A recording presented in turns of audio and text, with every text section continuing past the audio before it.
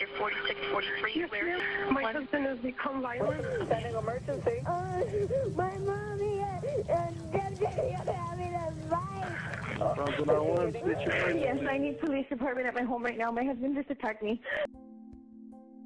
I do remember waking up on the ground. I was left unconscious, and I woke up alone on a sidewalk. And my first thought was, I can't believe that somebody would leave me on the side of the street unconscious, especially someone I thought loved me. It was really difficult for me to get back up, but I did. I went into the bar that we were at, and people were, oh my gosh, your face. And I just thought, you know, I've been hit before. It wasn't so bad. The first hospital wouldn't accept me because they knew I was going to die. But the second hospital, which was the county hospital, took me in, and because that hospital is a teaching hospital, they thought if nothing else they could learn from my injury.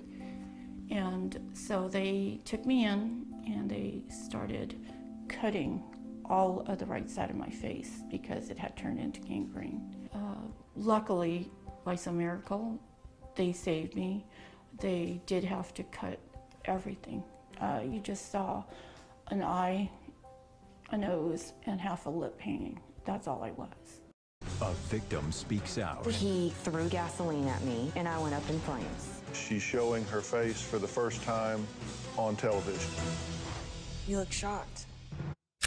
The first time seeing my children again was exciting and difficult all in the same moment. My oldest, I remember him coming right to me and hugging me on my legs, and then I remember him sitting next to me and rubbing my arm and telling me,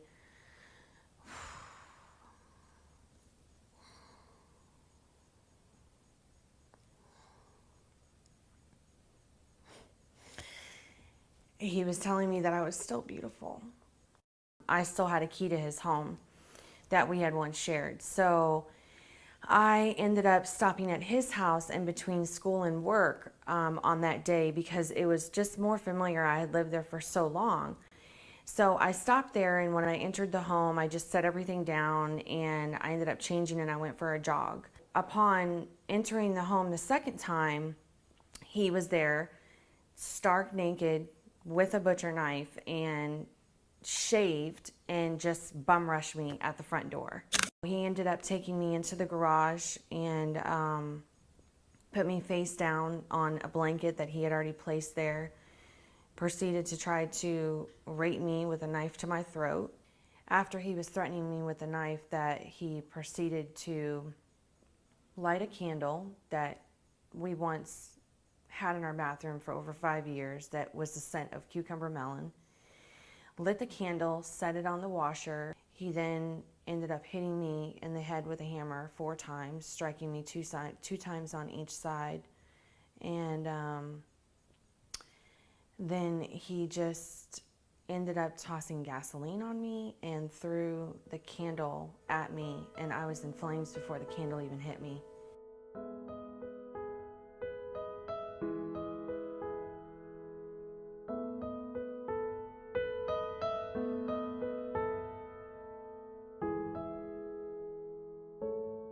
When she sees herself after surgery, and she just also just know right then and there that she's going to be able to just sit there, forget about these scars, and get on with her life and actually do something really, really productive. It just makes just the most wonderful feeling you could ever imagine. I feel at this moment like I'm in a fairy tale. I feel like it's magical, it's whimsical, it's a prayer that's been answered. I feel like I'm in a dream. I think after surgery, it's going to definitely give me, technically speaking, more range of motion, more mobility, and it's going to be less distracting when I'm out in public. And I think it's overall just going to make me feel even more beautiful than I already do. These providers are giving their services free of charge. However, an entire reconstructive program is extremely expensive. We need to pay for their lodging, their postoperative care, their nursing, their medications, and many other charges. I'm very thankful for you being here tonight, and let's make Face Forward a wonderful success like it has been already. I'm Bonnie Somerville. Hi, I'm Henry Tillman. Hi, my name is Harold Young. Domestic violence is something that is very personal to me and has affected my life and affected many people that I love lives, and it is so much more common than people think. I urge you, please, please, please, please look into this organization. What they're doing is amazing. I'm so passionate about it, and I know you will too. Domestic violence robs victims of their fundamental right to maintain control over their own lives.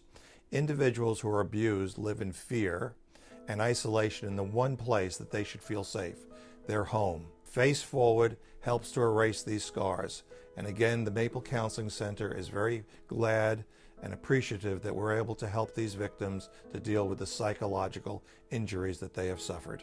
Ladies and gentlemen, here is Henry Tillman. I got one message for all men. Keep the fighting in the ring. You got that? I want to thank you for being here tonight and supporting our great cause, Face Forward. Not only do we help patients like Audrey, but our new patient is a 2-year-old little girl from Washington. While she was in her mother's arms, her mother was shot and killed by her husband. We need your support. Thank you.